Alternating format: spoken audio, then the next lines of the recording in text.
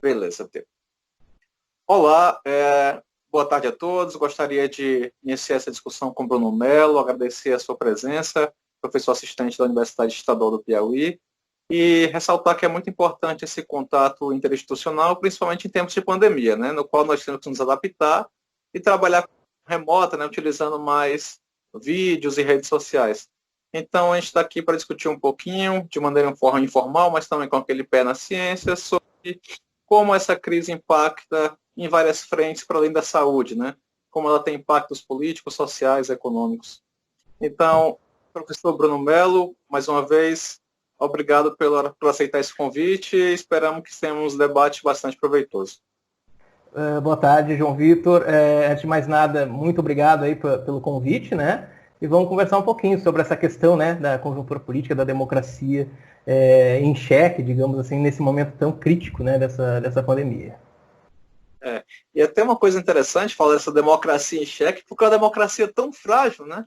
Nós temos agora nosso período democrático mais longo, de 88 para cá, e nós já tivemos várias conturbações, né? Já tivemos a moratória com o governo Sarney, nós tivemos o impeachment do presidente Collor, hiperinflação, nós tivemos novamente questões a partir da inflação que não foi muito bem controlada pelo FHC no primeiro governo, muitas rupturas, impeachment da Dilma e agora a Covid. Nossa Exatamente. democracia aguenta mais essa pancada?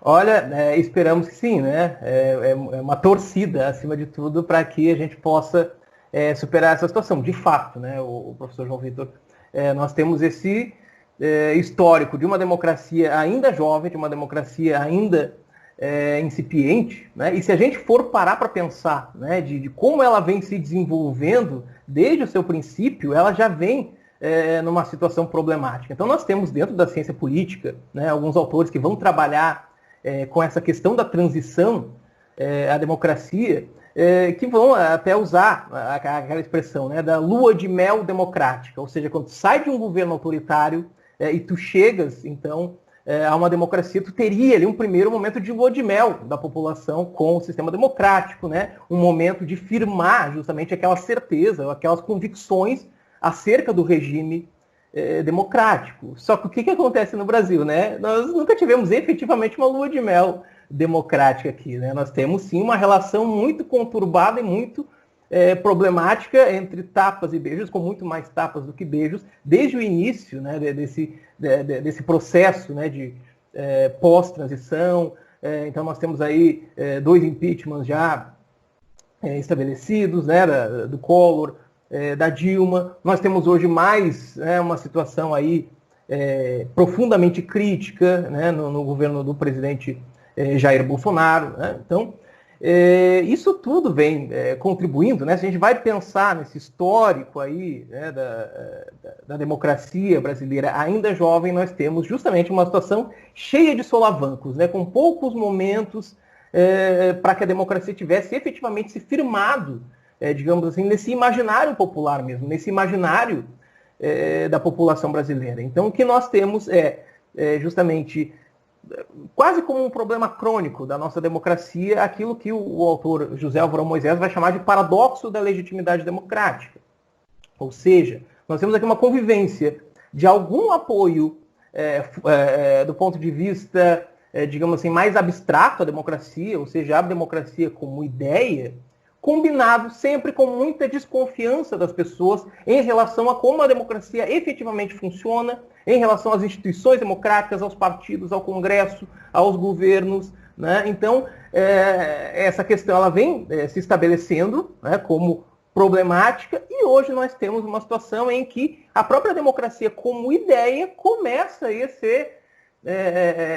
ser colocada em xeque por alguma parcela da população, né? Então, alguns dados de pesquisas de opinião pública do Latino Barômetro, por exemplo, vão mostrar que nós temos aí, ao longo dos últimos anos, uma queda do apoio à democracia, enfim, como ideia, no sentido mais geral.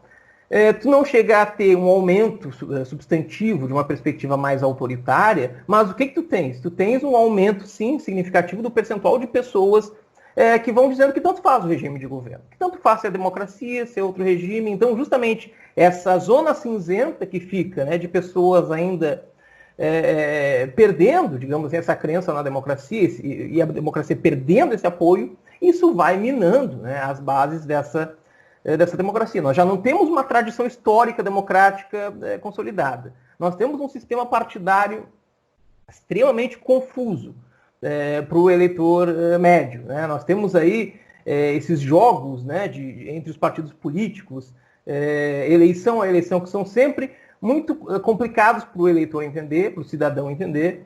Então, tu tens aí coligações, né? Às vezes tem um mesmo partido no nível regional com um certo padrão de coligação e de relacionamento, e aí quando tu vai ver, né, o comportamento desse partido na esfera nacional, né, numa eleição presidencial, por exemplo, está do outro lado do espectro político, por exemplo. Né? Isso quando nós temos definições dentro desse espectro político. Porque uma outra questão que também é bastante saliente, né, dentro da democracia brasileira é justamente a existência desses partidos muito gelatinosos, né, como eu costumo dizer, partidos que usam plataformas, se é que dá para chamar de plataformas, né, muito vagas, muito amplas, que não têm um conteúdo substantivo tão forte assim, e que permite justamente esse jogo aí, né, de poder flertar com diferentes esferas políticas. Tudo isso vai gerando justamente essa confusão mental no eleitor no Brasil e vai minando as bases dessa democracia. E tem uma série de outras desconfianças que vêm em paralelo. Desconfiança com a mídia, né, que vem crescendo e que é fomentada pelo próprio presidente da República, né? Essa coisa dele querer criar canais de conexão direta junto a esse cidadão, junto a esse eleitor, né? Dizer que a mídia tradicional só gera mentiras, só gera distorções. Então, tudo isso vai gerando esse cenário de agora, né, em que nós temos uma situação absolutamente conflituosa, problemática, uma crise política fortíssima, né, no meio de uma crise econômica que já vinha ocorrendo, é bom salientar, né, antes da pandemia, e com a própria pandemia, né, que deveria ser a principal preocupação no momento. Então, a gente fica com essa preocupação multidimensional, né, com a situação econômica, sim, com a situação da pandemia, que é a mais grave, que é para onde as forças deveriam estar direcionadas, e com a própria democracia. A gente fica aí justamente nessa incerteza, nessa dúvida, esperando, né, o desdobrar desses capítulos dessa longa novela que vem sendo a política brasileira aí nos últimos tempos. Né? E essa questão democrática, você falou desse ideário democrático que no Brasil não é tão sólido, né? A gente poderia falar talvez do ideário não democrático que existe, né? Que é uma coisa imaterial, né? Nessa memória de algumas pessoas, né? Uma memória talvez não tão real do regime militar como algo próspero, de riquezas, né? Como talvez uma memória material mais frágil, no sentido das pessoas não terem capacidade de se incluir no ambiente democrático, né? Você falou do exemplo dos partidos que têm essa posição diferente nacionalmente e regionalmente. Talvez esse fosse o resultado de uma assimetria que existe dentro do próprio país, no qual oligarquias regionais conseguem representar alguns grupos de interesses locais, mas que no cenário nacional eles não têm aquele mesmo alinhamento, porque as relações de poder, relações econômicas já são um pouquinho distintas, né? É uma coisa interessante, né? Porque a partir desse momento a gente pode ver até que ponto as pessoas se sentem representadas pelas instituições democráticas, sejam regionalmente ou seja localmente, né? E até que ponto essa representação consegue resistir a essas crises, né? Nós podemos ver que no primeiro cheque as pessoas já começam a duvidar da democracia. Uhum. Né? Primeira crise, a democracia não serve. Por quê? Porque talvez os interesses que ela demonstrem ali na sua fragilidade, talvez na sua ingenuidade, não conseguem ser vislumbrados com uma perspectiva mais ampla, né? E aí nós tivemos esses vários confrontos e negações da democracia a cada nova crise, né? Ah, se fosse um outro governo conseguiria. Ah, naquele outro tempo era melhor. Talvez porque ela não consiga perceber essa democracia desde seu microcomportamento até, de fato, instituições que não representam interesses individuais de ninguém, né? E talvez essa perspectiva diferente entre o interesse meu próprio e o meu interesse coletivo seja uma coisa que faça as pessoas não terem, de fato, essa noção da democracia no seu cotidiano, né? Sem dúvida, professor João Vitor. Uma coisa que é importante salientar, justamente nisso que a gente fala, né, dessa herança autoritária existente no Brasil, Vamos de novo pensar na questão de transição à democracia ocorrida no Brasil. Em comparação, por exemplo, com a Argentina, com a nossa vizinha aqui, né? Nós tivemos aqui um modelo transicional altamente pactuado, de cima, a partir das elites políticas, coordenada pelas forças militares. Então, aqui, no contexto brasileiro, os militares eles saíram do poder, eles se retiraram do poder de uma forma muito controlada, ou seja, o ritmo da transição foi, em grande medida, ditado pelos próprios incumbentes do governo autoritário. Então, isso fez com que as Forças Armadas ficassem ainda como um ente, como um elemento muito forte, digamos assim, nesse imaginário da população brasileira. Se a gente olha para o caso argentino, né, nós tivemos lá uma transição por ruptura, ou seja, com uma massa de pessoas cobrando, né, com uma massa de pessoas indo às ruas, e o governo sendo praticamente escorraçado. Né? Então, os militares na Argentina tiveram uma saída muito mais traumática do poder ali pós Guerra das Malvinas, aquela coisa toda. Então, lá, se a gente compara percentuais, por exemplo, de confiança institucional nos militares, nós vamos ver que nós temos percentuais que são praticamente opostos e quase simetricamente em Brasil e Argentina. Ou seja, se no Brasil nós temos, na série histórica, algo em torno de 60%, 70% de confiança nas Forças Armadas, quando tu olhas para o caso argentino, tu tens o contrário, tu tens 60%, 70% de desconfiança dos argentinos nas suas Forças Armadas, o que faz com que hoje, lá, por exemplo, isso nem esteja em cogitação. Né?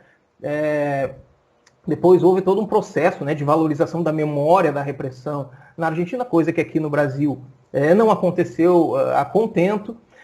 Então nós temos essa situação em que as Forças Armadas elas aparecem muito para as pessoas, né, como algo, digamos, como uma instituição capaz de arbitrar certas situações políticas. Né? E não à toa, quando a gente vai olhar para como o presidente Jair Bolsonaro se elegeu, ele vai se basear no quê? Nessa alta confiança que os brasileiros têm nas Forças Armadas, né? Estão colocando lá os militares também no poder, em boa medida. Ele vai usar muito bem, né, a questão da desconfiança das pessoas nas instituições, então ele vai se vender como um candidato de fora do sistema, né, que vem para combater o sistema de dentro, apesar de ter lá os seus 30 anos como parlamentar dentro desse sistema, né? Então, e ele vai lidando com esse imaginário da população e com essa indignação que vem aí, muito especialmente de 2013, né? Essa coisa de negação dos partidos políticos, de negação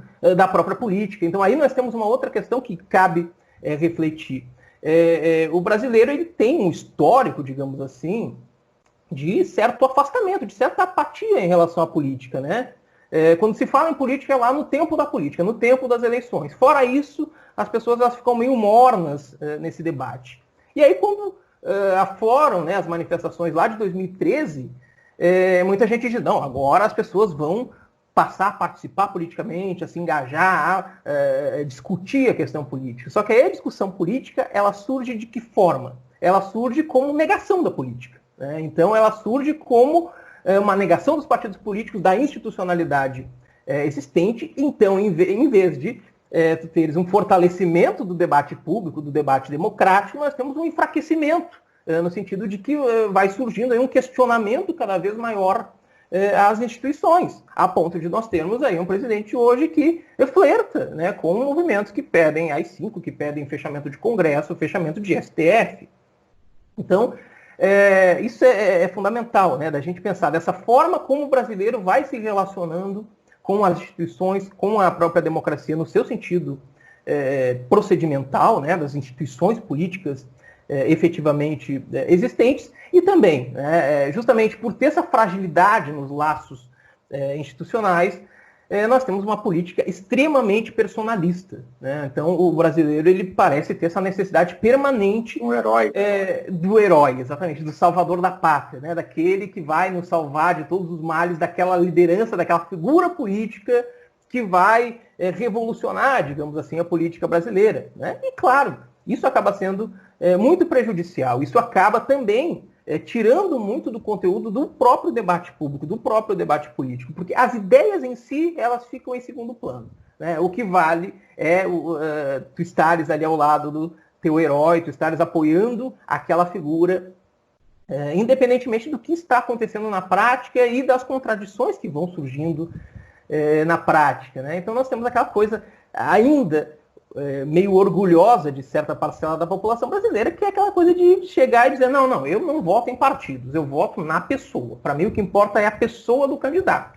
Né? Então isso deixa muito claro como nós temos essa dificuldade de institucionalizar esse processo todo, e aí entra, mais uma vez, como a gente vinha falando, né, um sistema partidário ainda confuso, um sistema partidário que as pessoas não conseguem compreender ao certo, né, esses comportamentos dos partidos políticos ali dentro, no seu interior, e essas diferentes lógicas, né, as lógicas regionais, que também vão ser lógicas muito fortemente personalistas e, em boa medida, patrimonialistas, né, ou seja, o uso da esfera pública para bens privados. Né?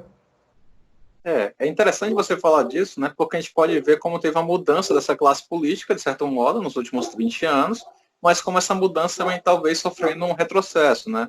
Se a gente fosse pensar talvez nessa história de representação política do Brasil, nós vemos que desde a sua ocupação, lá no século XVI até agora o século XX, os mesmos grupos que têm poder econômico conseguem ter uma agregação política, né? A exemplo dos latifundiários, dos escravocratas, que consequentemente se tornaram os primeiros industriais do Brasil, e quando a indústria entrou em declínio, foram os grandes financistas. Mas os grupos de representação parecem ser os mesmos. Né? Tem uma abordagem interessante que fala que a partir dos anos 90, com o controle da inflação, por exemplo, as pessoas que têm salário, que têm uma renda estável todo mês, passaram a ter mais poder de compra. Porque o seu salário com a inflação controlada passou a durar todo mês, essas pessoas puderam ter acesso ao lazer, puderam ter acesso a outras formas de vida e, consequentemente, começaram a ter mais representação política. Né? E essa população que começou na figura de profissionais liberais, jornalistas, professores, advogados, começaram a não romper, mas ocupar minimamente aqueles cargos de representação que acabaram culminando depois com a eleição do presidente Lula, né, em 2002. E essa população começou a depois se representar mais socialmente, mas até uma crítica que nós fazemos, né, que essa representação começou a ser muito via consumo. Né? E nós tivemos essa discussão da nova classe média brasileira, né? A classe média que consome, que viaja para o exterior, a classe média que estuda inglês, que faz curso superior. Essa classe média começou a ser uma classe que consumia bastante, que se endividava bastante e que passava a ter mais visibilidade política, mesmo sem ter um conhecimento político. Ou seja, uma classe que sabia, que acompanhava as eleições, que tinha preocupações além de botar o prato na mesa, no entanto, não tinha uma profundidade de seu aspecto de representação. Tanto que na primeira grande crise que nós tivemos no século XXI, que foi de 2013 a 2015, com a perda do consumo, com o desemprego, essa fragilidade política se evidenciou. E hoje nós temos um caos social que é alimentado ainda mais por essa pandemia do coronavírus. Nós temos pessoas que não se reconhecem enquanto conjunto, pessoas que não conseguem se representar politicamente, e que agora tem uma dificuldade de integrar essas instituições que nós temos, que são bastante frágeis. Né? Então, essa nova classe social foi muito rápida.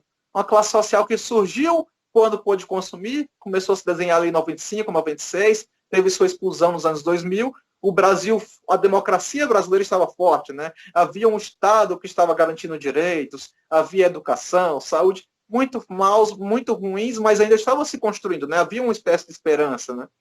E essa esperança desmoronou quando as pessoas deixaram de participar via consumo. Ou seja, a classe social, baseada apenas no consumo, no direito à renda, não tinha representação política. Se nós formos olhar lá para Murilo de Carvalho ou para Marx, a gente vai ver que essa democracia é baseada apenas no meu mínimo direito social. Num direito político que dá apenas condição de voto, um direito social minimamente relacionado aos consumos e relações sociais, e um direito civil ainda frágil, mas talvez o mais consolidado dos três, né? De modo que, na medida que a renda caiu, tudo se perdeu. Então, será que nossa democracia, de fato, consegue sustentar isso? E o mais importante, né? Admitindo que foi, de fato, essa perda da renda, que foi um dos elementos, né, que propiciou essa fragilidade na confiança social dos brasileiros, e que essa renda vai se manter baixa nos próximos anos, em virtude da crise, como é que a gente pode utilizar a nossa prática institucional para lidar com o coronavírus? Né? Porque nós temos uma crise severa em aspecto econômico, no aspecto da renda, do emprego, da produção, que as pessoas não têm mais como ter o mínimo da estabilidade econômica e social, e agora elas têm que confiar em alguém. É o herói que vai salvar? Ou será que a instituição democrática brasileira, em seu aspecto amplo, vai conseguir dar de novo ao povo essa responsabilidade social? Eu digo isso para tentar entender um paralelo, por exemplo, você trouxe o caso argentino. No caso argentino, nós temos uma população menor, logicamente, né? Talvez um quarto da população brasileira, mas que é uma economia média, um país que tem uma estrutura econômica relativamente sólida, né? A termos latino-americanos, logicamente, e que o nível de mortes, por exemplo, do coronavírus é muito menor que o brasileiro. Será que nos falta um ideário democrático para buscar essa coesão social em defesa do isolamento? Entende? Será que nós temos condições de buscar essa força social, institucional e política em meio a uma crise econômica tão severa? É uma preocupação que eu tenho. Né? Pois é uma preocupação que nós temos, né, o João? Tu tocaste muito bem nessa questão, né? Quando houve a inclusão no Brasil, foi a inclusão única e exclusivamente pela chave do consumo, né? Então, de fato, talvez o maior pecado que tenha sido cometido nesse momento é não ter associado essa maior inclusão pelo consumo com outras formas de inclusão cidadã, ou seja, de trazer as pessoas mais para próximo da esfera pública, de entender mais a questão democrática, de compreender essas dinâmicas todas. E aí, claro, tu vai ver justamente que quando tu tens aquela crise lá de 2015, aquela classe média, né, que ascendeu muito especialmente ali nos governos do PT, é a parcela da população que vai se revoltar com aquela situação, bate no teto, a situação econômica bate no teto, e essa classe fica numa situação de revolta completa com aquela situação toda. E aí nós temos uma série de episódios que vão conduzindo ao cenário atual. Né? Então tu vai tendo um acirramento do debate público, um acirramento de como as pessoas vão discutindo a questão política, tu entra nas redes sociais, hoje em dia é um ambiente absolutamente tóxico, né? Porque as pessoas realmente elas estão ali salivando de raiva, né? Umas das outras. Tu tem aí essas parcelas muito fanatizadas, né? Hoje tu tens muito claramente isso, né? Que vão contaminando também o debate público, robôs, fake news, tudo isso que vai de alguma forma poluindo esse debate todo. E aí é muito interessante a gente pensar, né, que numa situação de pandemia, nós temos hoje um presidente que se alimentou em grande medida e que se construiu como figura a partir do conflito. Então a linguagem que ele consegue estabelecer é sempre a do conflito ideológico. E aí quando tu chega numa situação dessas, de uma pandemia, em que tu tens que estabelecer uma forma de proteger as pessoas, né, e de fazer com que elas sobrevivam isoladas, né, e que a economia tenha que dar essa arrefecida, um momento que exige, digamos assim, uma concertação entre as diferentes esferas da política brasileira, né, entre presidente, governadores, prefeitos, as diferentes instituições, Congresso Nacional, Judiciário, em busca de uma solução para essa situação, o que tu tens é justamente, né, a reprodução desses conflitos, a ideologização do próprio vírus, né, a ideologização da própria pandemia, como se ela fosse de esquerda, né, e como se, aí o papel do Estado também fica muito claro, né, como se o Estado não tivesse nada a ver com essa situação, como se não houvesse nenhuma responsabilidade do Estado para com essas pessoas. Né? Então, essa é uma discussão importante de ser feita. Né? Quando tu estabelece que o embate bom, as pessoas ou elas saem para a rua para trabalhar correndo sérios riscos, né, de se contaminar e de se contaminar os próximos, ou morre de fome, tu tens justamente como entrelinhas disso aí a ideia de que o Estado não tem nada a ver com isso, nós não temos nenhuma participação nisso, então as pessoas vão ter que se virar porque é o único jeito existente.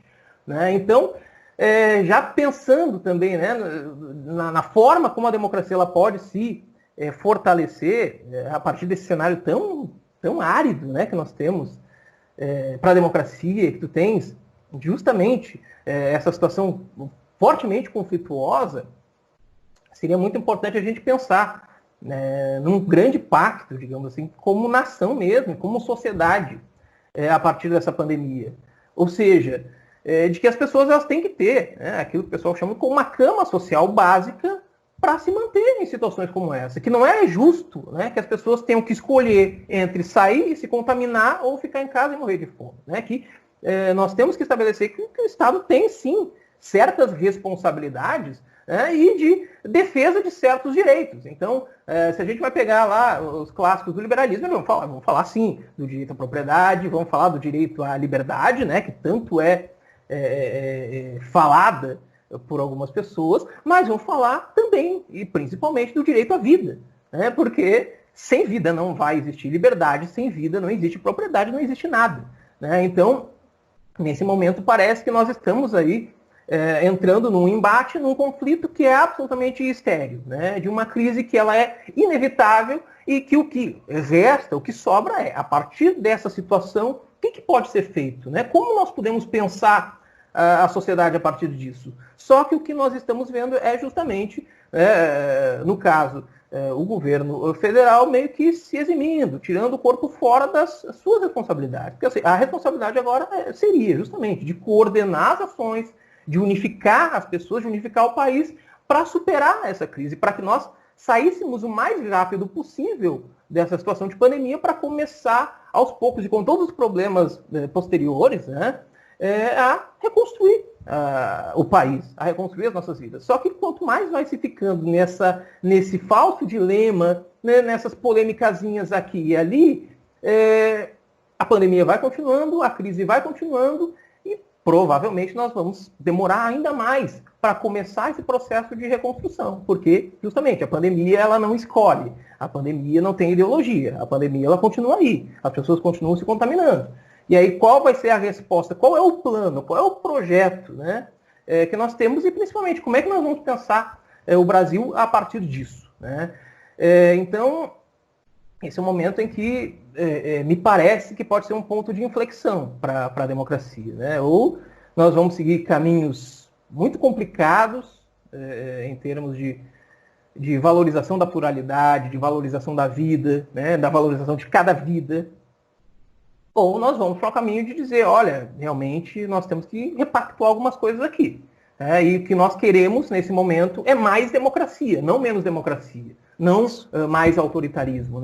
Então esse é o grande desafio que se coloca para a gente nesse momento, para todos nós. Eu falo assim como sociedade, que sociedade nós queremos e por que lógicas nós vamos nos pautar a partir de agora. E talvez resgatar um pouco aquela ideia de que nós estamos passando por uma forma de convivência em sociedade que ela é histórica, que ela não existe desde sempre, ela não está fadada a existir para sempre. Então,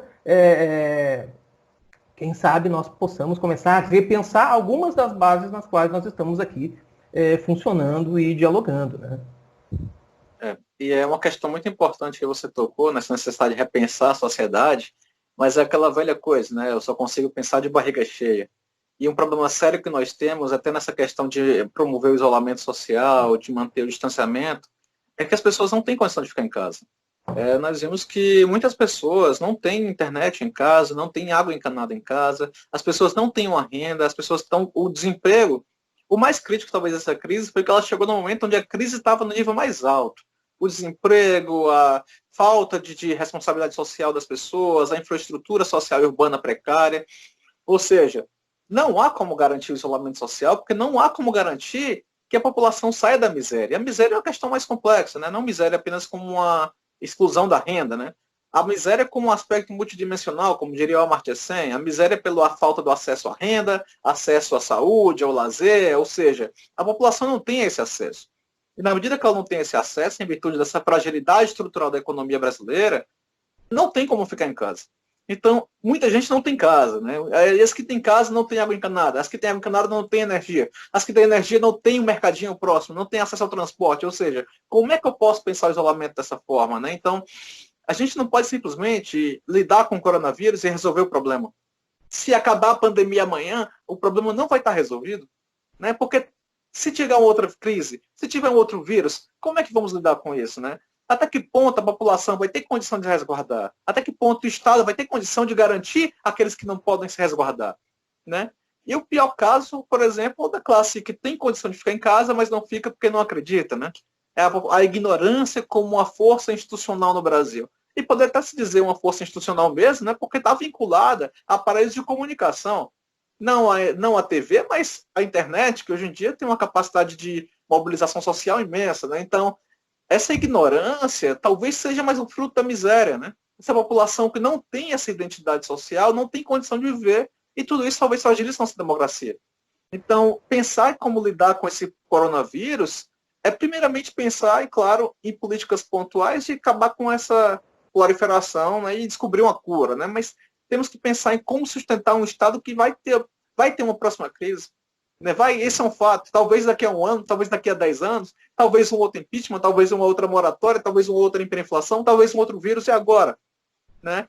E tudo isso somado a sempre esse flerte com o autoritarismo. Né? Não é simplesmente dizer por dizer que o governo A ou B é autoritário. Nós vemos pelas práticas, mas se você pensar, por exemplo, na tendência que a política tem adotado em termos nacionais e internacionais, nós vemos um distanciamento em relação ao multilateralismo, um distanciamento em relação a essa aproximação coletiva. Né? Nós vimos, por exemplo, lá com o FHC tinha uma política mais responsável, né? Um pragmatismo mais alinhado aos Estados Unidos. Com o Lula nós tivemos uma política muito mais sul-sul, cooperação, o Brasil ganhou força nos organismos internacionais, e agora, na medida que essa crise econômica instaura internamente, população entra em crise, população desacredita na democracia, o governo federal também se distancia desse multilateralismo. Né?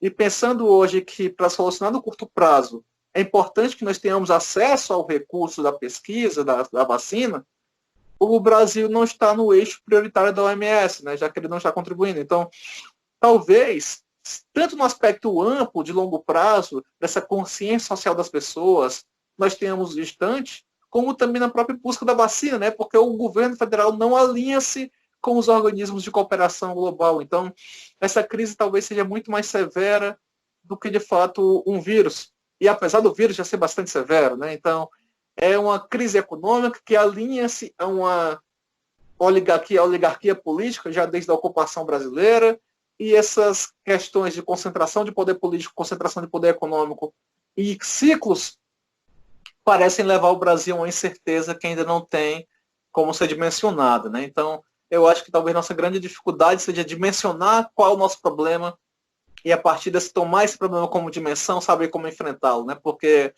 nossa democracia não parece ter forças, nem a população parece ter força para segurar essa democracia. Né? Então, é uma questão que é complexa.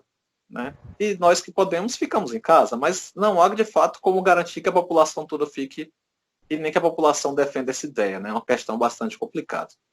Complicada demais, exatamente. O que alguns autores, né, já vinham falando antes, né, mesmo da pandemia, nos últimos anos, com todos esses fenômenos, né, de Brexit, de Trump, pensando mesmo aqui na eleição do Brasil, é justamente que o questionamento que alguns fazem bom, será que nós não estaremos entrando em alguma coisa diferente da democracia aqui, que eles vão denominar de pós-democracia, ou seja, uma subversão da democracia por dentro? Porque nós temos alguns aspectos da democracia que vão sendo desafiados, apesar de nós mantermos aí os procedimentos, né, o esqueleto do que seria a democracia. Então, se a gente vai pensar, por exemplo, né, num autor fundamental da democracia, como Robert Dahl, um autor contemporâneo dentro da ciência política, dentre os princípios que ele vai colocar como princípios democráticos básicos, está que nós tenhamos uma sociedade bem informada, né, e com imprensa livre para se expor e para questionar esses governos. Então, o que nós temos é justamente um processo de tensionamento sobre essa imprensa livre. Então, a imprensa livre, a imprensa tradicional, ela é vista como uma imprensa vendida. Então, as pessoas elas estão mais, algumas pessoas, claro, uma boa parcela da população, mais inclinada a acreditar naquilo que ela recebe sem fonte lá no WhatsApp, do que propriamente no que os meios estão falando, especialmente no momento desse de pandemia, em que é fundamental boa informação, né? Informação fundamentado e com boas fontes. Então aí tudo isso alinhado à negação da ciência, né? Tudo isso junto com a negação da ciência, né? Dentro da mesma discussão. Negação da ciência, negação de pensamento crítico, né? Então o que tu vai tendo é justamente uma democracia que vai se entortando, que vai se transformando numa outra coisa. Porque as pessoas elas estão sendo desinformadas, elas estão sendo, em boa medida, conduzidas a um processo de dissonância, de falta de entendimento do que está acontecendo, né? De mensagens cruzadas dentro do próprio governo. Né? Se a gente vai parar para analisar, né? As mensagens que vão sendo enviadas pelo governo dia após dia, tu vai ver que elas são contraditórias entre si, que elas conflitam entre si, né, que a verdade de ontem é a mentira de hoje, que a mentira de hoje é a verdade de amanhã. Né? As versões elas vão mudando assim ao sabor dos acontecimentos. Então esse processo de desinformação, digamos assim, ele também acaba sendo estratégico para minar a própria democracia. Né? Ou seja, em que base nós vamos estabelecer um debate político franco, um debate político honesto e aberto, a partir do momento que tens essas poluições todas no processo democrático, né? Aí tu olhas hoje fenômenos como esses deepfakes, né?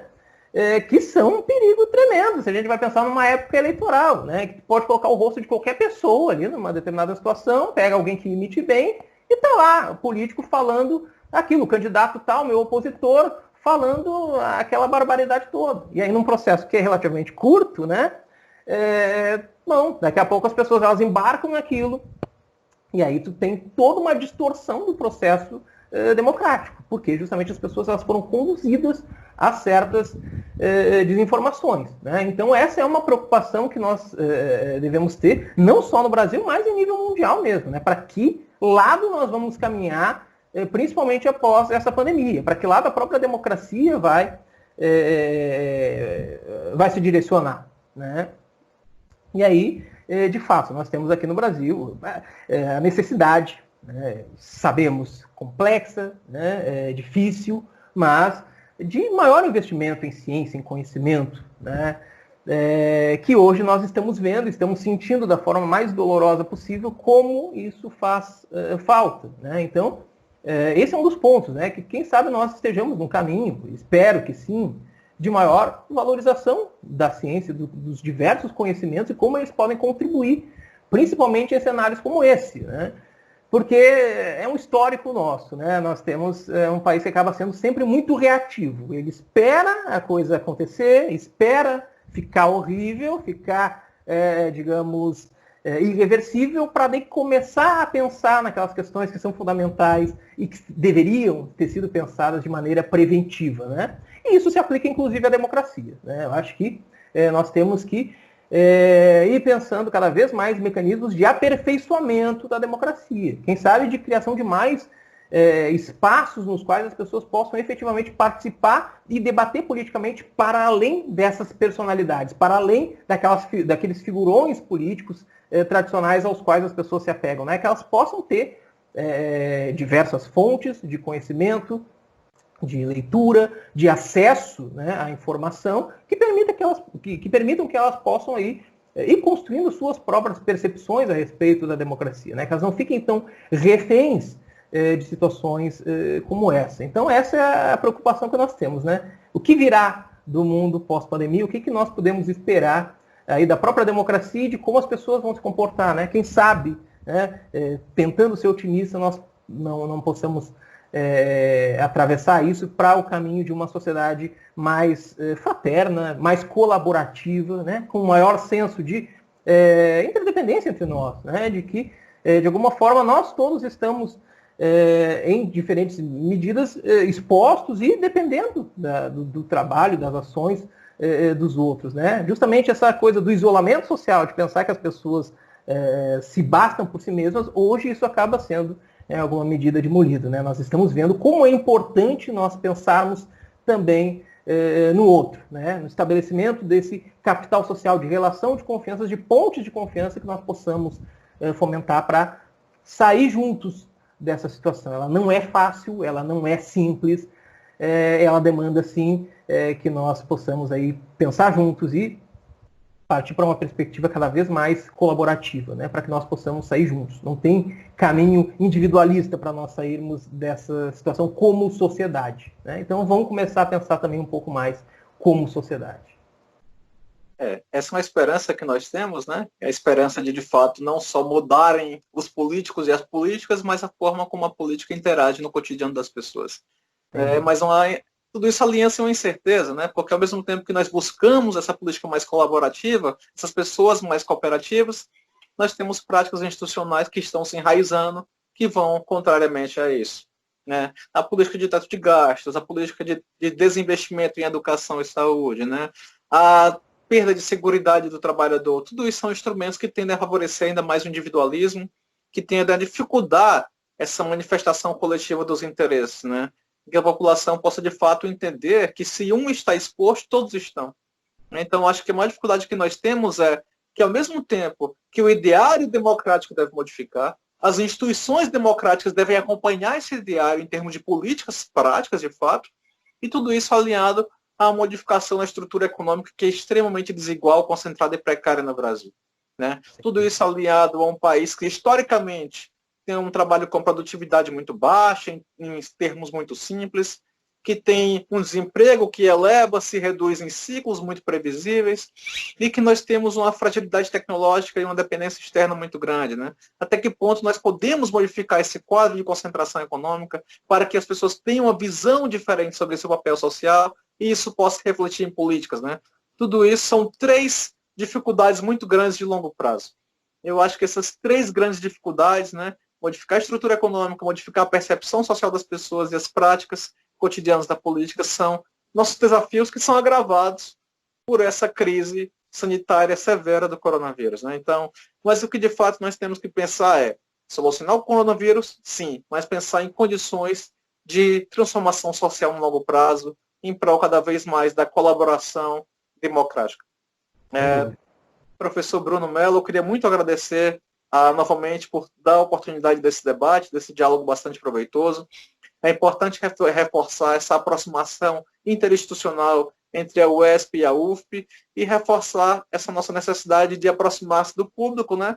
Tendo em vista que nós estamos no isolamento social, nós temos a ferramenta dessa transmissão remota que vai ser cada vez mais necessária. Né? Talvez não seja a melhor forma, né? Eu acredito que para termos de ensino não é mais adequada, mas em termos de transmissão de informações pode ser uma forma de nós aproximarmos. Então, agradeço mais uma vez, professor. Então, se você tiver alguma consideração final, gostaria que fizesse, e estamos abertos para discussões futuras, né?